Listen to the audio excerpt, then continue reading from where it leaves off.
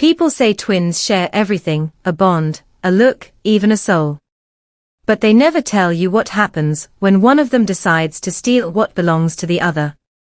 My name's Lena, and I used to believe my twin sister, Claire, and I were inseparable. We grew up doing everything together, matching dresses, inside jokes no one else understood, and the same wild laugh that made our mom smile even on her hardest days. But that was before love entered the picture and tore everything apart. It started 2 years ago, during a summer that felt too perfect to end. I had just gotten engaged to Ethan, the man I thought I'd spend forever with. He wasn't flashy or overly romantic, just warm, grounded, and kind in a way that made me feel safe.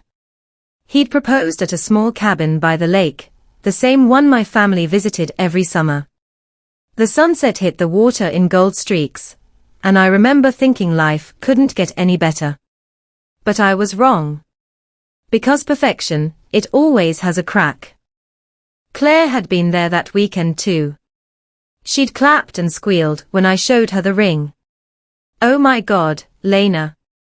You're engaged," she'd said, hugging me tightly. Her voice sounded excited, but her eyes, there was something behind them. A flicker. Something dark. I brushed it off. That's what sisters do, right? You don't question the people you trust most. Ethan got along with her easily, too easily, if I'm honest. They joked about the same movies, loved the same kind of coffee, even shared the same sarcastic sense of humor. I thought it was sweet that they bonded. After all, he was going to be family soon. But then little things started to feel off. Once, I caught Claire texting him. She laughed it off, saying she was helping him plan a surprise for me. Another time, she tagged him in a meme at 2 a.m., something flirty about stolen hearts. When I asked about it, she said, "Relax, Lena. It's just a joke." And I believed her. Because that's what love and naivety does to you. It blinds you in the prettiest way possible. A month before the wedding, I walked into my favorite cafe and froze. There they were, my fiancé and my sister, sitting together, close. Too close. Claire's hand brushed his arm, and he didn't pull away. They looked like a couple. When they saw me, they both jumped slightly. Ethan said, "Hey babe. I was just catching up with Claire about the rehearsal dinner." But Claire wouldn't meet my eyes. My stomach twisted. Something wasn't right. That night, I tried to convince myself it was nothing. That I was being paranoid. But when your gut whispers, it's because your heart already knows the truth. A week later, the truth didn't whisper anymore, it screamed. Ethan came over, his face pale and uneasy. "We need to talk," he said. My heart sank instantly. Every "we need to talk" in history had led to heartbreak. He told me he couldn't go through with the wedding. That he needed space. That something in his heart had changed. And then, the part that shattered everything, he said Claire's name. Not accidentally. Not softly. He said it like a confession. Claire had been there for him when things got confusing. He'd fallen in love with her. My twin. I didn't cry at first. I laughed, that hollow, broken kind of laugh that echoes in empty rooms. It felt like my entire world folded in on itself. When I confronted Claire, she didn't deny it. "I didn't mean for it to happen," she said, her eyes wet. "We just connected. I didn't want to hurt you." I stared at her, trying to find the sister I grew up with, the one who used to braid my hair and steal my clothes. But all I saw was a stranger wearing her face. "You didn't want to hurt me," I whispered. "You stole my life, Claire." She started crying, saying she was sorry. But apologies mean nothing when the knife's already in your back. The wedding was cancelled. People whispered. My mother begged me to forgive, but I couldn't. How do you forgive someone who took everything you loved and smiled while doing it?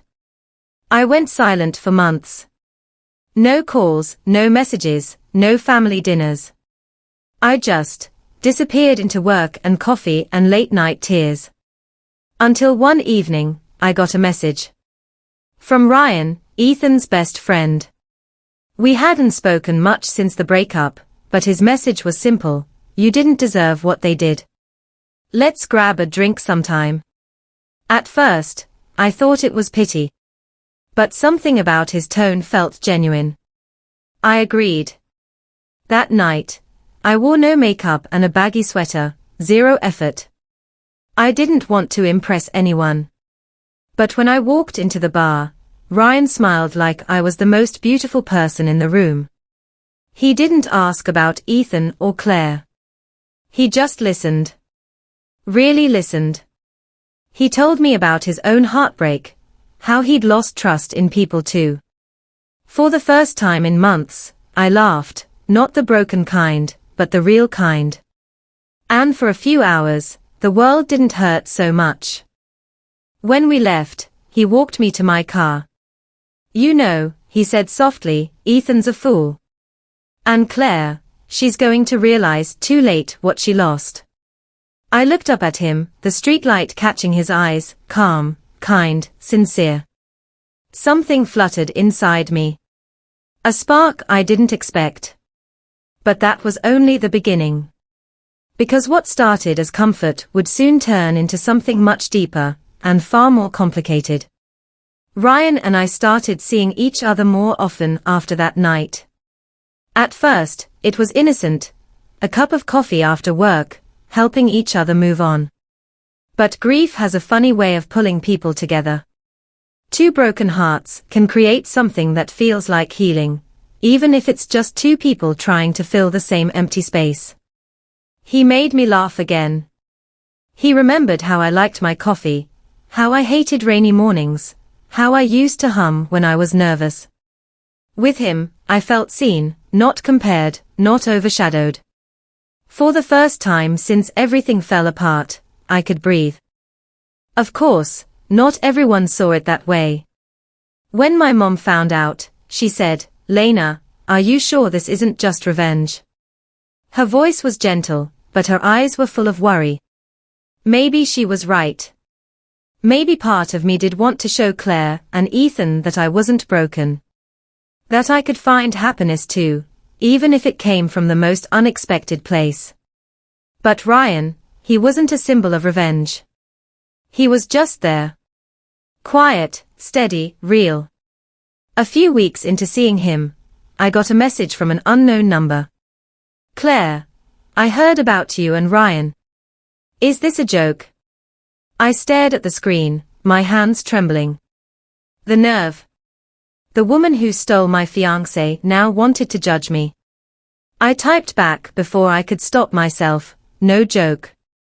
Some of us don't need to steal love, it finds us."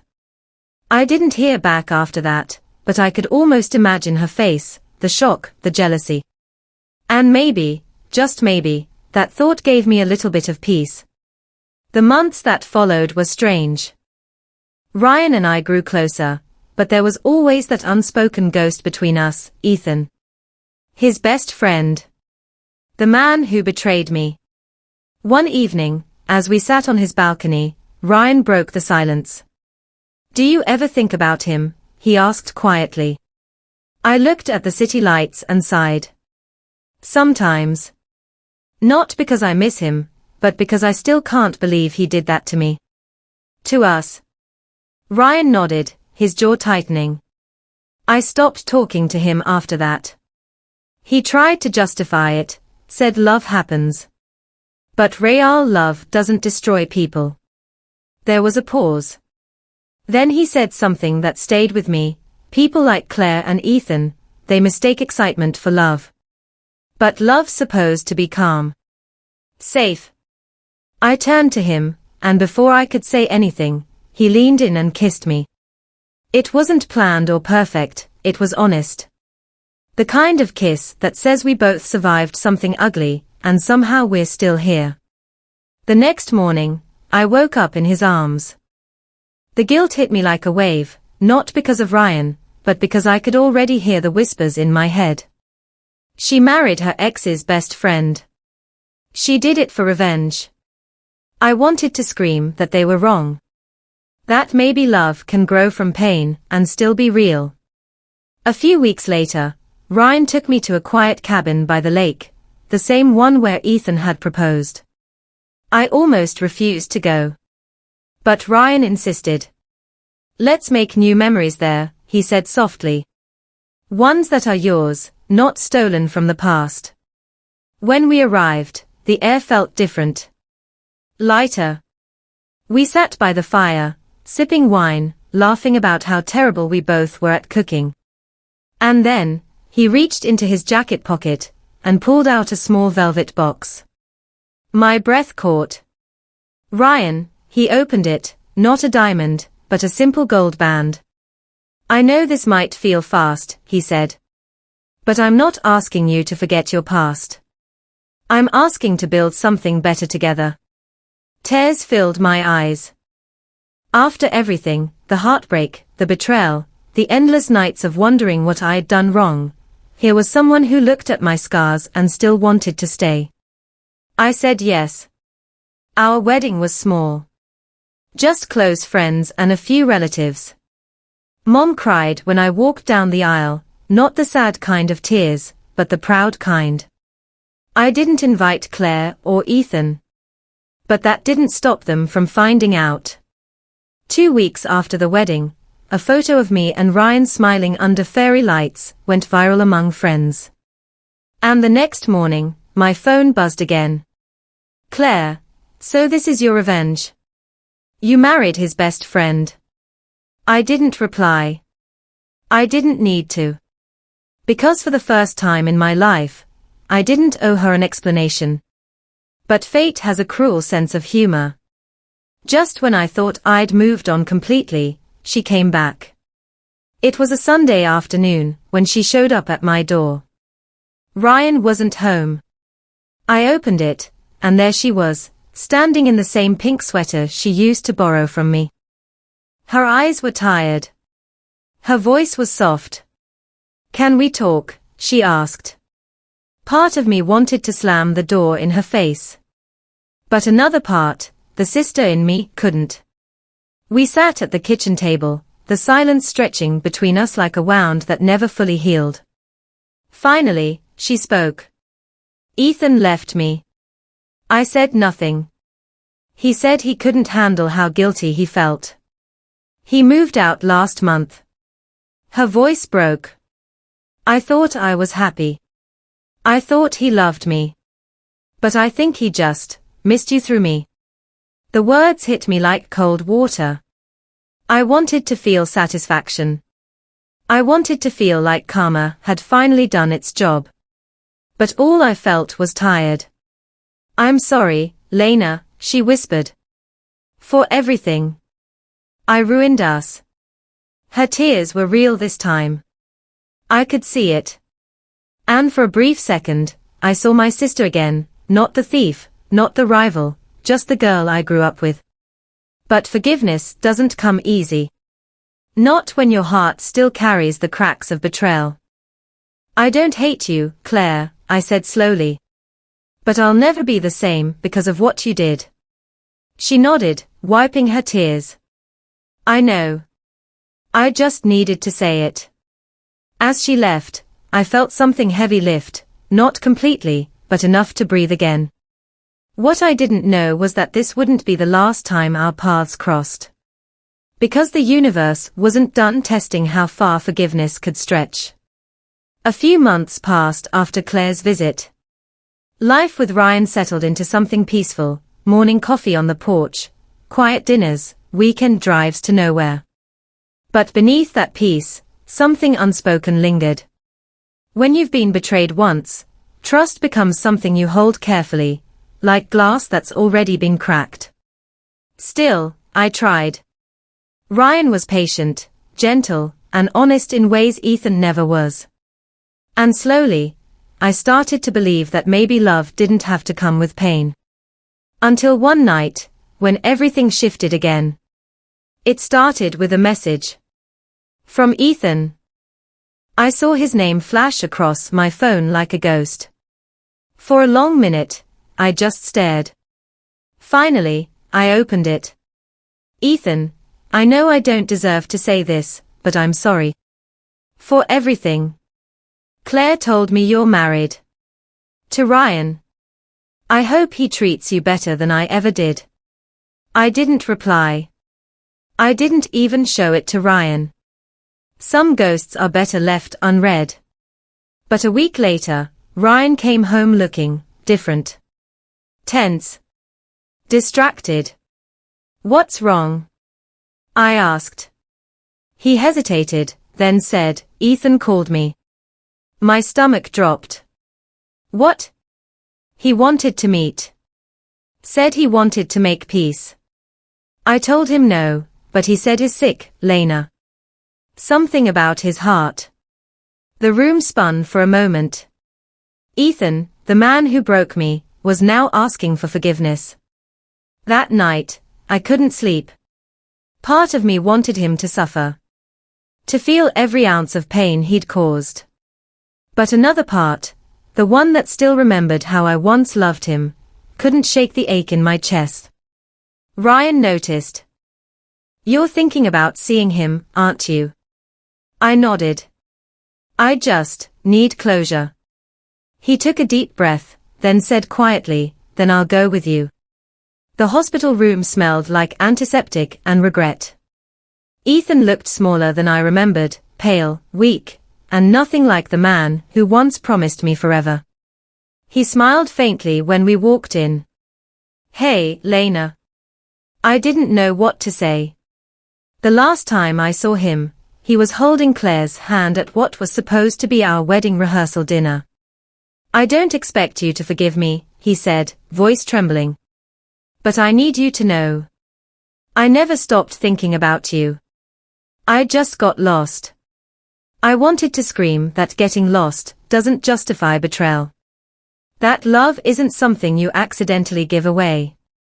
But looking at him now, fragile, broken, all I could whisper was, I did love you once. But that person's gone. He nodded, tears in his eyes. I know. And I'm glad you found someone who could love you the way I couldn't. Ryan stepped forward then, placing a hand on Ethan's shoulder. I forgave you a long time ago, man, he said quietly. Because holding on to hate doesn't fix anything. In that moment, I saw what true strength looked like, not revenge, but release. A week later, Ethan passed away. I found out through a short text from Claire, he's gone. I don't know how to live with this. Despite everything, I went to the funeral. Not for him, but for the part of me that needed to finally say goodbye. Claire stood across the room, her eyes red and hollow. When she saw me, she froze, then walked over slowly. Thank you for coming, she whispered. I nodded. I had to. She bit her lip. He talked about you until the end, you know. He said you were his biggest mistake, the one he could never undo. My throat tightened. We all make choices, Claire. Some just hurt more than others. She started crying then, really crying. And without thinking, I hugged her. For a second, it felt like we were kids again, before love and jealousy and pride got in the way. After the funeral, Ryan and I drove home in silence. When we finally pulled into the driveway, he turned to me and said, you did the right thing. Sometimes closure isn't about words, it's about peace. I nodded. Yeah, peace. But deep down, I realized something. Betrayal doesn't just end with forgiveness.